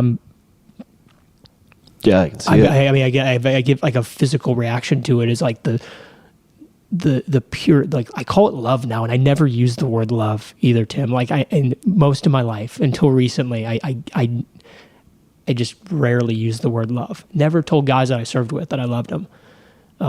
And I've tried to make a point of saying that more often because like you have this deep sense of love, and then all of a sudden I transition and it's gone. Yeah. And I don't have any. I mean, I have my wife and I have my kids, and I love them and they love me, but like I don't have that brotherhood anymore. And I've talked to more guys that like you go through this transition, whether it's at retirement or 5 years into a career in the military, and you miss it. It's like this void in your life, and I think that is probably one of the biggest contributing factors to kind of me going through this frame it as depression or whatever. But yeah, I mean, I think that it's taken some years of being kind of introspective and trying to like ask the why to get to that conclusion. But it's surrounding myself with more people that I do consider like one of my boys, like a brother that I love and they love me.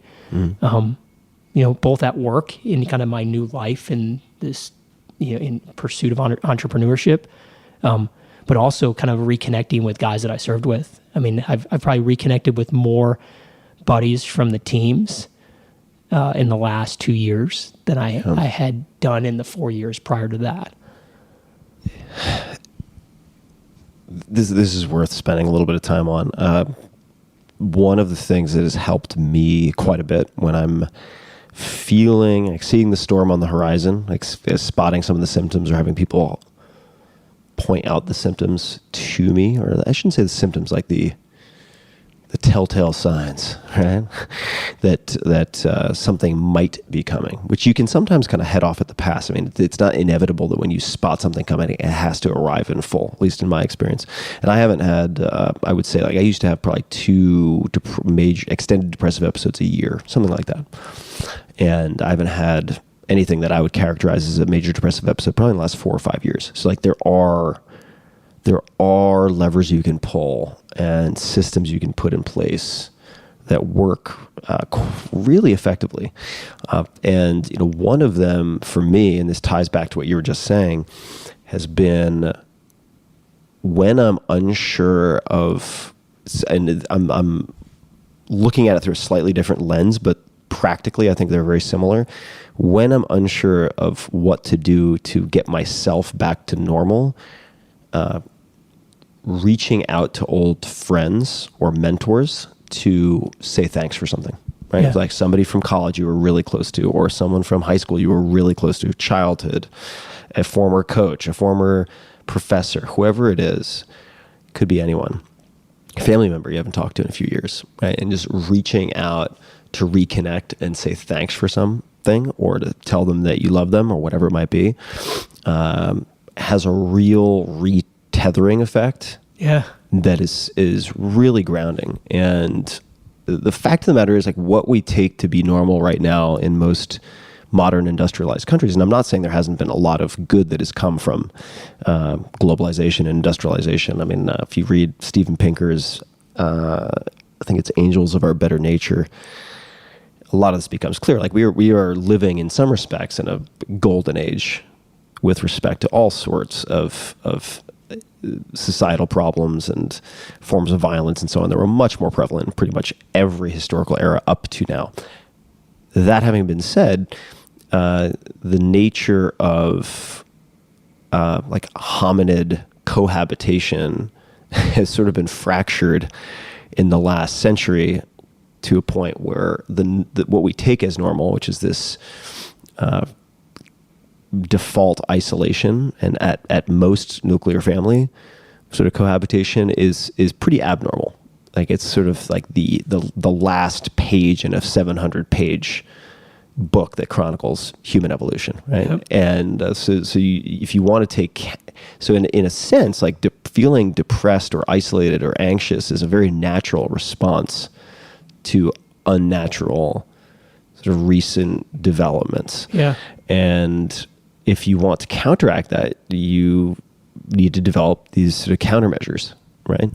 And be more proactive in creating what 1,000 years ago would have just kind of fallen into your lap because it would have been something you experienced in your daily course of living. So reaching out to people for when I start feeling myself dip, however that manifests, very often I'll start reaching out to people I haven't connected with in a long time to say thank you or express my gratitude or love to them in some way. And it's remarkable how much of an effect that has and how quickly the effect can set in. Couldn't agree with you more. I mean, I literally, I've done that recently with a couple close friends, guys that I was close with, while I was on active duty, that I served with overseas, and then just hadn't talked to them in years.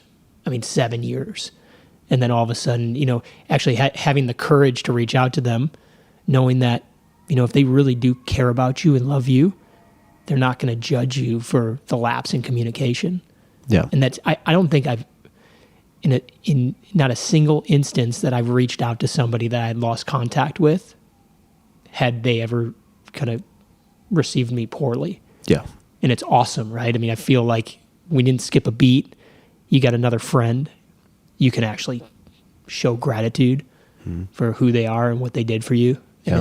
it's pretty badass. I mean, it's awesome. So, speaking of badass, part of the reason I was eager and excited to have you on the podcast is I'd heard a lot about you, just as from the perspective of like badass motherfuckery, which I found interesting in and of itself as a you as high performer, but the combination of that and the openness to come on and talk about these things, I really wanted to magnify through the podcast because this is not uncommon. And people who might hear this are, I think, accustomed to, as I have been, as we all are, to seeing sort of the Instagram highlight magazine cover version of other people's lives. So you hear the stories and it seems like these titans of industry, these Navy SEALs, these fill in the blank that you might aspire to be more like, have none of the challenges that you're experiencing yourself. And so it can become very easy to just assume that you're some broken toy without a fix that can lead to a lot of despair and ultimately suicide and all sorts of awful things. And like you said, in certain communities, whether that's yours or I have friends in law enforcement, within which they're effectively not allowed to have mental illness or challenges with mental health. Yeah. These are, in some respects, like the exact places where people feel least likely to or open to talking about these things is where they need to talk about them the most. Absolutely. Right. And so I wanted this to, not just provide, an example of a very high performer who's willing to talk about these things openly, but also to give people some tools and approaches, which you've developed and found, which I've also sort of over time, it's taken me an embarrassingly long time to fucking figure it out. But so I'm hoping to having you on will help kind of shorten the learning curve or steepen the learning curve for a lot of people. What would you say to folks out there, men and women? Because certainly this does not, these types of challenges do not care about gender or anything else. No. What would you say to someone who's really struggling right now? Is there anything else anything that comes to mind offhand that you would say to them? I would say you're not alone. Yeah. You're not weak. Yeah. You're not broken. You're not different. I've been through some terrible times dealing with this, and I'm dealing with it. I'm not ignoring it. Yeah. I'm confronting it face on, just like I would anything else. Yeah. And I'm not broken. Like, I feel very effective in what I do day to day. And I would say, don't fall victim to kind of the definition that everybody in society has put on, mental illness. Yep. Is it being a badge of weakness? Because it absolutely isn't. Yeah. It just is. Yeah. And it's one of those phrases also that it's just could use a rebranding, right? In the sense, totally. Like, mental illness just sounds so terrible, bad. Right? It's like, oh, he's fallen ill with a bout of melancholia or whatever. It's like, oh wow, all right, what's wrong with that fucker? Yeah. And whereas it's like in some respects, I mean, you have mental illness, right? But you have mental injury too, right? So there can be, and a lot of people experience these, whether it's single acute events, it kind of that have a traumatic impact and lead their life to take a 90-degree turn, or as you put it, there can be these sort of repeated exposures to different types of stressors, whether it's traumatic brain injury or sleep deprivation or otherwise. And in some respects, I mean, we tend to think about, I think, the like mental illness in a very abstract way. In so much as it's like, oh, there's something wrong with our mind, and therefore it is somehow less legitimate than like an Achilles tendon sprain. Right? Absolutely. But the fact of the matter is, like, the brain's an organ. It can be damaged very easily. Yep. Things like dehydration dramatically increase the likelihood of some type of sort of neuroanatomical injury. I can say from firsthand experience, having done lots of stupid things as a wrestler, cutting tons of weight. And similarly, it's like you wouldn't be ashamed to go to an orthopedist to look at like plantar fasciitis, right, chronic, right, or acute, like Achilles tendon tear. Like, no, you wouldn't have any shame associated with that. And similarly, I'm not saying flippantly that you should just brush aside any concerns about how things will be perceived, because I think that over time this will become a broader conversation as more and more people come out of the closet, so to speak. With something that I think is actually the rule, not the exception. Yeah, certainly. That like these are experiences and conditions and injuries that can be rehabbed, and they can be prehabbed also, right? So you can do things to fix it. You can also do things that make you more resilient and less susceptible. Yep. Well, here I'd say this too. Like, these issues that we've been talking about, I almost look at them as like the currency that I paid. I'm paying for the growth that came out of all these experiences, right? And people talk about post-traumatic growth.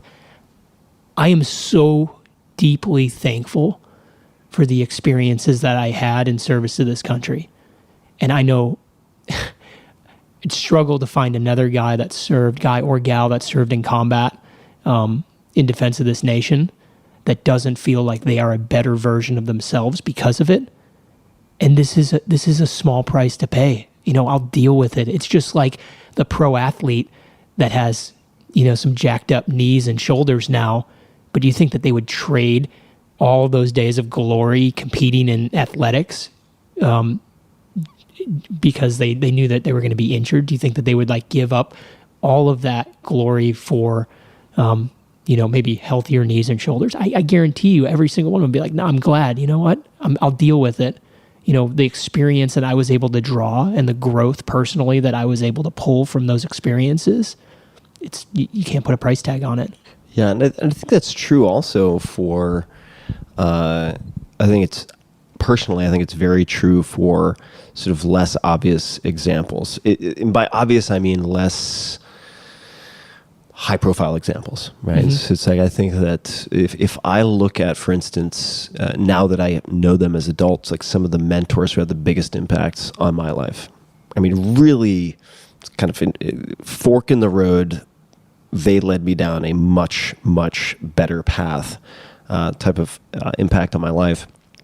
And I look at the teachers and I look at the writers. Now that I've gotten to know some of these writers personally, I've realized how their superpowers in some sense were forged like from a lot of their greatest pain and their traumatic experiences. And like without those, they would have been unable to develop the things that made them who they are and enabled them to actually put a positive dent in the world, which does not mean you have to impact 10 million people or 100 million people or 1,000 people. It could just be like your kid. Yeah. Which is, there's no just, right? That's a big deal. In that your gifts are, and I'm not, other people have said this to me, Graham Duncan on the podcast, and quite a few people have said this, because I'm fortunate that, people speak quite openly in this forum, that like your greatest talents are they're right next to your greatest pain. Like they're not diametrically opposed. They're actually integrally related, right? And so one thing I've tried very hard to do also is to look at some of these experiences and be like, okay, like I've had some very, very dark periods. How can I make that part, not divorce it from myself, not hate that part of myself, not try to compartmentalize it and lock it away? Because I will say you're going to deal with it whether you deal with it or not. What I mean by that is like you can choose to sort of look at it and in the light and incorporate it and sort of thank it in some ways for what it's taught you and enabled you to endure so that you can help other people to do the same. Or you can lock it away and you can have it manifest in the anger and frustration, or you can have it kind of seep out through the cracks and deal with it in a much more complicated way. So for me, it is in a way putting on not necessarily rose-colored glasses, but looking for the silver lining and trying to look for like the gift that is attached to the pain. Absolutely. Adversity tempers. Yeah. Right. I mean. Yeah. Exactly. Some of my greatest lessons learned, both in the military and outside of the military, have come through, pretty serious failures. Yeah. If you asked me about the number of times that I did great things as a leader in the teams, sometimes it's tough to even come. I'm like, I have to actually like think very hard about like the good things. I mean, because like the things that resonate with me are those times that I screwed something up. Yeah. And I got a pretty stern talking to from, the troop commander that was in charge of me, and I fixed it and I moved on and I grew from the experience. Yeah. What other habits or tools or practices have you incorporated that have become more important to you, or you've recognized as more important after having these various experiences and realizations, aside from the PRTMS? I think learning to not just share my, if I'm feeling off, sharing that with people. I think just being more open and communicating, grief that I've kind of like swallowed and kept kind of hidden away. I think I've lost a bunch of friends in combat, but I've also lost some very close family members, a younger brother, a father, and I never talked about it. I never talked about them. And recently I've been in situations, I probably opening up to people and becoming more, honest and vulnerable with people. I've shared that a lot more openly, and it's been one of the best medicines that I've found. I mean, it's liberating, talking about grief has been something that's unlocked a lot of happiness for me. How did you decide to do that? I mean, was there a particular conversation or a particular day when you're like, fuck it, I'm going to talk about this? I mean, what if you didn't for so long, right? Like what was the catalyst? Or so to be frank, I was kind of forced into it. I belong to Entrepreneurs Organization, San Diego chapter, and I joined about a year and a half ago, and put into a forum, like 7-8 guys or gals, all entrepreneurs. And we went on a retreat, and in that construct, which is, all in confidence, sharing top and bottom 5% of your life, I shared what you call a lifeline. So it's an exercise where basically you walk from like kind of the beginning of your life to where you are present day. And it almost looks like a cardiogram, right? Up, like down, highs, up, down, ups up, and down. downs, like a seismic, Chart, printout. yeah. So, I was kind of forced into talking about like, some very shitty times in my life, and talking about losing guys overseas and riding home with a bunch of casements, and, putting myself in, putting myself in people, like seeing myself in some of the guys that died because they were in, very similar places in life, compared to me at the time that we lost them. It was like the most therapeutic experience, being forced to share that, and having uncomfortable to say the least. And I'm not a very emotional person, but it was like doing that, being forced into that exercise, has made it so much easier to share like more openly with people. It's like every time I talk about it, it gets a little bit easier. Yeah. And to the point where now I can actually talk about it and I'm not a mess. Like I remember the first time I talked about, there's a guy, his name was Brendan Looney, that we lost in a Black Hawk helicopter crash in September of 2010 in Afghanistan. And he was killed along with 8 other U.S. service members. And every time I talked, and I didn't talk about it for a long time, but I saw a lot. I saw myself in Brendan. Brendan was newly married. I was newly married, young Naval Academy officer. I went to the same school, and I flew home with him when he went back to Baltimore, and spent time with his family, and got to see, his high school, which was a private Catholic high school, which I went to a private Catholic high school. It's just like it resonated with me. It impacted me tremendously. And I don't know, I've lost other guys that I've been close to, but for some reason it was like it was almost like watching your own funeral, which was super heavy. And I just refrained from talking about it. And, the first time I did start to share it and I talked about it, it was just a complete mess, like snot, and like couldn't stop crying. And like, it's just like, I haven't been like that. I mean, probably the last time I was like that, it was like at my brother's funeral. And, I find myself now being able to talk about it, to talk about it in this forum. Like, it's almost like I'm comfortable. I'm dealing with it instead of just kind of keeping it suppressed. Yeah. And I think I'm better for it, and actually talking about it, keeps, his memory alive. Yeah. And I think it's the biggest show of gratitude that you can give to somebody that, that has sacrificed at that level, is to keep their memory alive by telling their story and talking about how much they meant to you. And you've made so many really important points. I'd love to just repeat a few of them, because I want I want people to remember at least a few things that you just mentioned. One is that the expression of grief, how the expression of grief has given you access to greater joy and happiness.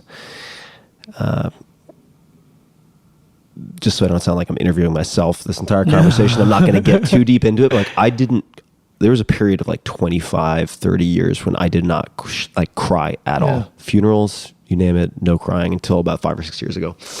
And accessing that, what I always considered to be a negative or weak or fill in the blank bad adjective emotion has unlocked so much of the top line in terms of the peaks of what you would consider positive emotions. Yeah.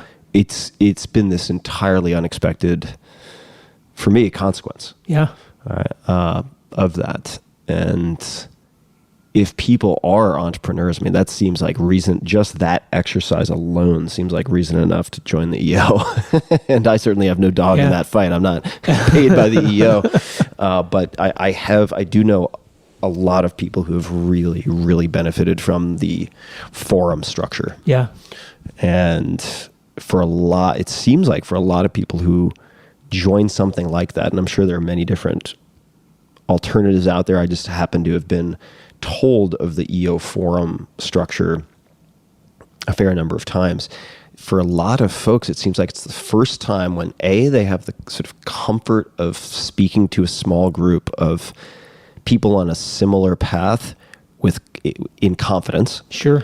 Right? Like explicit You confidence. feel protected. Yeah, right? explicit confidence. Yeah.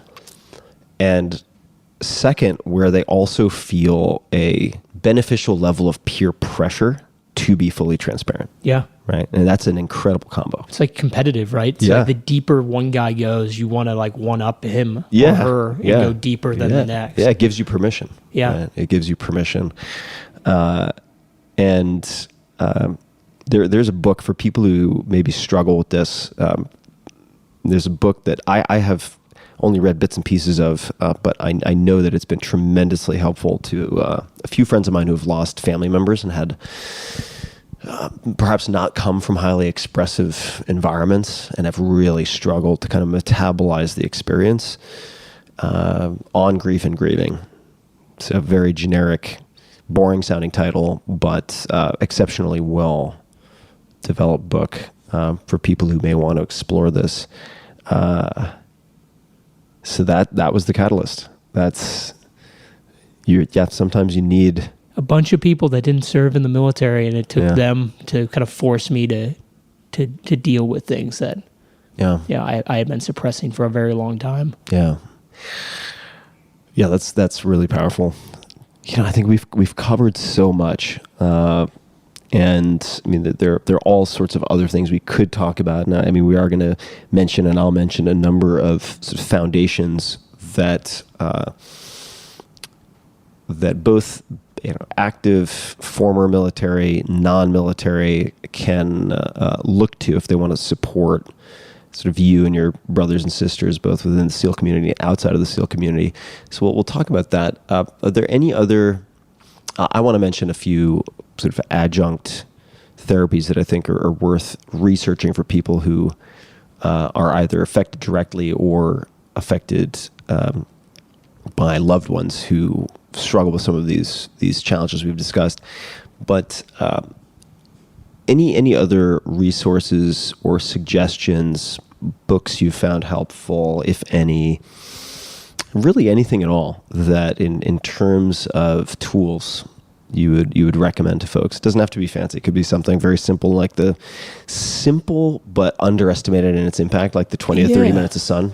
Yeah. Direct No, morning. I mean, so, I know we started with rock climbing. Yeah. And that's a big part of my life. I mean, I have a true passion for it. It gets me excited. Like I would much rather do that than go, on a European vacation, staying at the best hotels. Like I'd rather go sleep in the dirt and go climb boulders someplace. I think it's just finding something outside of family, and or work, that you're just stoked on.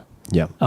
So climbing is a big part of my life. I will say this year, a good friend of mine, David Wells, who is a former pitcher, threw a perfect game as a Yankee, nickname's Boomer. He's a phenomenal human being. He has been there for me through thick and thin, going through some very low points. He's opened up his checkbook to help fund some of these alternative kind of like catalyst treatments. And David took me to a piece of property in Michigan that he owns to go bow hunting. And I grew up gun hunting in Illinois, just for like bird hunting, normal, normal Midwestern hunting, and had never picked a bow up. And I'm afraid that I'm like drinking the Kool-Aid, because it's like climbing, like it will consume your life. It's like a perpetual pursuit of perfection that you'll never attain. Yeah. And like it was super therapeutic for me. It was cool to pick up a bow, and like you don't have to go out and hunt. You could pick up a recurve or a compound bow and go to the local archery range, and like the breathing. I mean, I don't even want to pick up guns anymore. Like I don't shoot.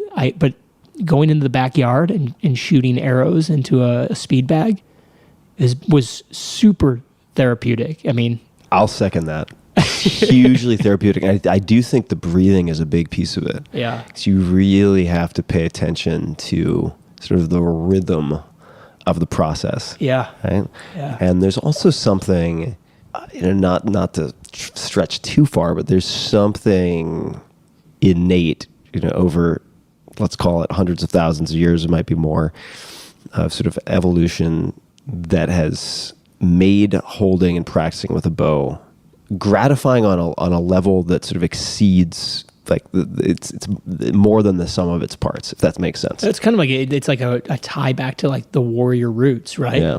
I mean, I'm a total novice. Like, the target needs to be like 20 yards from me for me to be like confident I'm hitting anything. Yeah. I'm no Tim Ferriss. Well, no. I'm definitely, this is yet another example of where I've stalled at blue belt. But so I would say that, and this is something else that I wanted to, say before we left today, is I had the honor of serving with some of the most brave human beings that were not Navy SEALs during my time overseas in combat. Like in Iraq in 2006, I served with both 3.2 and 3.5 Marine Corps infantry units. And, was able to like stand in combat with some of the most heroic human beings ever. And there's a lot of those guys and gals out there. I don't want, the SEAL teams and SOF in general is in the spotlight a lot, for better or for worse. And there are so many people out there that have served this country with, more courage and honor than, I could ever kind of admit to serving, during my own time. That I want to make sure that people understand that there's a lot of remarkable human beings out there. And, my hope is that, being honest today allows, some of those folks out there that are total badasses to be able to come forward and talk to their buddies and keep themselves healthy. Yeah, and their families. And their families. And you know what? We're lucky within the SEAL community. We have a lot of benevolent support through great organizations. And I just don't, I think it would be a tragedy for these other, veterans to not receive that same type of support. So I consider myself like a conventional SEAL. Like I served a lot in daylight combat and alongside conventional efforts during General Petraeus's counterinsurgency doctrine. And, that's where, kind of my heart and soul as a SEAL was serving on the battlefield during the day with very brave men. Well, I'm so glad that we were able to do this in person for a million reasons. And let me mention a few organizations that people can take a look at if they would like. And I've had some exposure to a number of these. So the Navy SEAL Foundation, which is a 4-star nonprofit on Charity Navigator, which we could discuss in a separate time. But you can check out the Navy SEAL Foundation at NavySealFoundation.org. There's also the C4 Foundation, which supports active duty SEAL families. It's C4, letter C, number 4, foundation.org. And I will link to all these in the show notes so people don't have to scribble down notes. So I'll come to the URL for that in a minute. But Special Operations Warrior Foundation is another, and the Station Foundation. I want to mention a few other things, and these will all be in the show notes at tim.blog/podcast, where you can just search Nick Norris, and all of this will pop up. Of course, links to everything. People who are interested in a few other adjunct options potentially for, say, treatment-resistant depression, I would encourage to take a look at. It's not a panacea. There is some addictive potential, so you should read the indications, speak with a doctor, but ketamine can be one very powerful tool, particularly if you are at a point where you're suffering from the very bottom, meaning suicidal ideation is one tool that has proven from a research perspective and is legal and available in clinics around the United States, and was only actually recently approved for nasal administration as well. I think is very worth investigating for people who are really in a dark place or know someone who is. There's a documentary called Trip of Compassion, which I just put out. I do not make any money from it. I did it pro bono to help get this film out, which covers specifically addressing PTSD and using tools, including psychotherapy and MDMA. There are some veterans in that documentary, and that's also a therapy that is currently going through phase 3 trials. So people who are interested in learning more about that can go to maps.org and look for the phase 3 trials related to MDMA-assisted psychotherapy. Nick, people can find you on Instagram at Nick_Norris 1981. And your company, which I would have already mentioned at this point in the introduction as well. Can you just give us just a short description of your company? Yeah, so we have a sunscreen company called Amavara, and we invented a zinc oxide only product that we have some provisional patents pending on. Mm-hmm. So basically, it's a healthy sunscreen, healthy for you and the environment. And, the differentiator for us is that we've solved all the poor aesthetic issues that zinc has. Typically, it makes your skin white. It feels terrible. It's thick and greasy. We have a product that goes on dry and clear and is super gnarly, water resistant. So if you're an athlete, we're endorsed and partnered with the North Shore Lifeguard Association out of Hawaii. So like kind of the special operations of the lifeguard world. I have a profound level of respect for those guys. They put themselves in situations that I can't even imagine.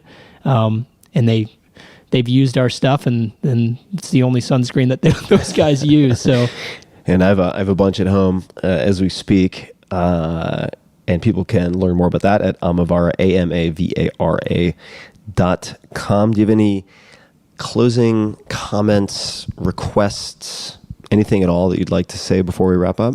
I appreciate you giving me the platform to share this. If anything, we talked a little bit about it yesterday.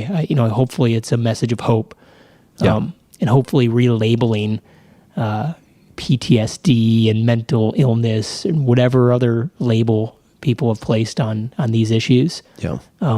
Relabeling them in a positive light and looking at them as it's a currency that people have paid for some great personal growth in other areas of their life. Yeah. Well, I think I feel very confident that certainly if we discard my long-winded soapbox moments. I think you did. I think that you delivered upon that really well today, and I do think it's a message of hope. That's why I wanted to have this conversation and record it and share it.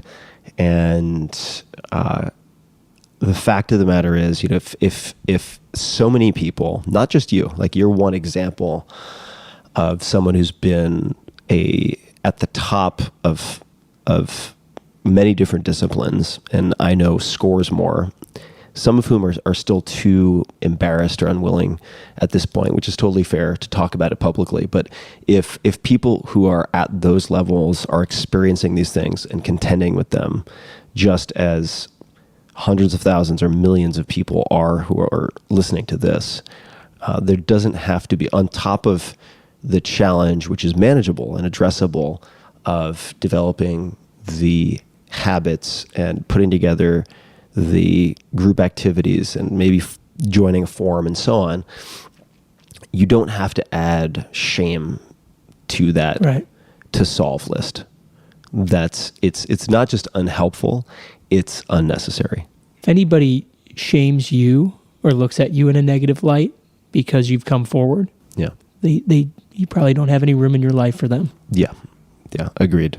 This is really, especially after speaking and writing publicly about this, the number of people who've come forth to me publicly and in private, the types of people, the broad spectrum from sort of private, say, single mom all the way up to Fortune 500 CEO, leads me to believe that these are challenges which are the norm. Yeah. And that there need not be any shame in it, and there are tools that can help. And I think that hopefully, there are others out there who are also having these conversations. But at the very least, you being willing to come on and talk about this means a lot to me. Certainly, I mean, I could have used hearing you at many points when I was struggling in college and at other times, and so hopefully it'll catch some folks and show them that not only is there a light at the end of the tunnel, but there are very practical steps you can take, tools you can use that can aid you along the way. I'm here for you, buddy, if you need me. All right, thanks, brother. Likewise.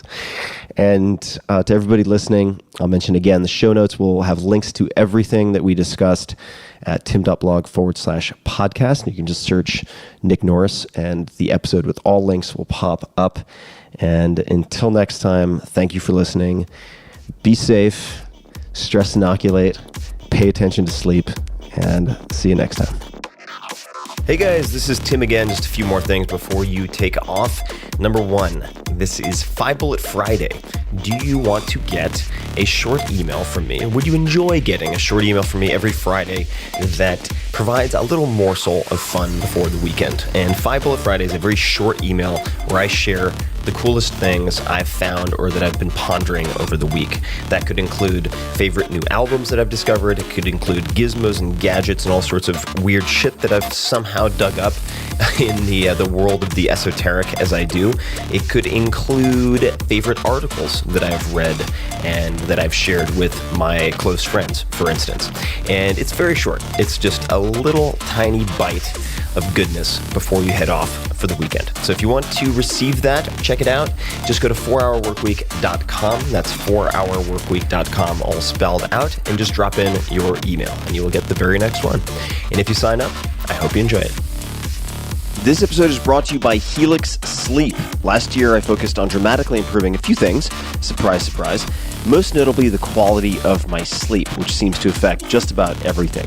This led me to revisit, you name it, my daily routine, morning routine, exercise, diet, all the way to what I slept on. And I ended up getting all new beds here in Austin, Texas, including mattresses from Helix Sleep.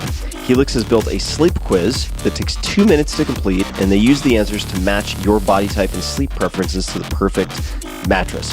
Whether you're a side sleeper, hot sleeper, cold sleeper, or you like plush, you like firm, with Helix, there's no more guessing or confusion. Just go to helixsleep.com/Tim, take their 2-minute sleep quiz, and they'll match you to a mattress that will give you the best sleep of your life. That is their promise. For couples, Helix can even split the mattress down the middle, providing individual support needs and feel preferences for each side. They have a 10-year warranty, and you can test drive your mattress for 100 nights risk-free. Right now, Helix is offering up to $125 off of all mattress orders. Check it out.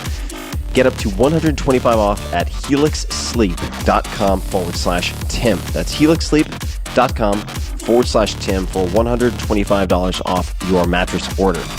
Take a look, helixsleep.com/Tim. This episode is brought to you by LegalZoom, which more than 2 million Americans have used to help start their businesses.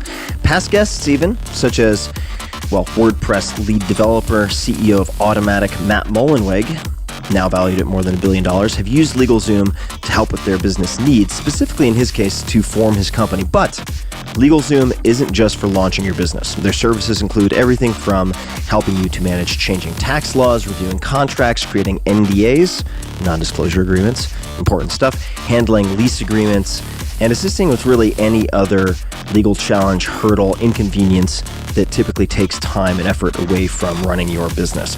The best part is that you won't get charged by the hour because LegalZoom isn't a law firm, so they won't be running the clock up and spinning circles just to raise your bill. Instead, they just ask you to pay one low upfront price for whatever it is that you're looking to get, a la carte style. So visit LegalZoom.com and check out their business section for all of their services. And if you want special savings, that's the terminology in the copy that they suggest. I don't know what the special savings is, folks, but it's titillating. If you want special savings, enter promo code TIM, T-I-M, at checkout. Capital T, lowercase I-M. Again, take a peek, LegalZoom.com, and enter promo code TIM.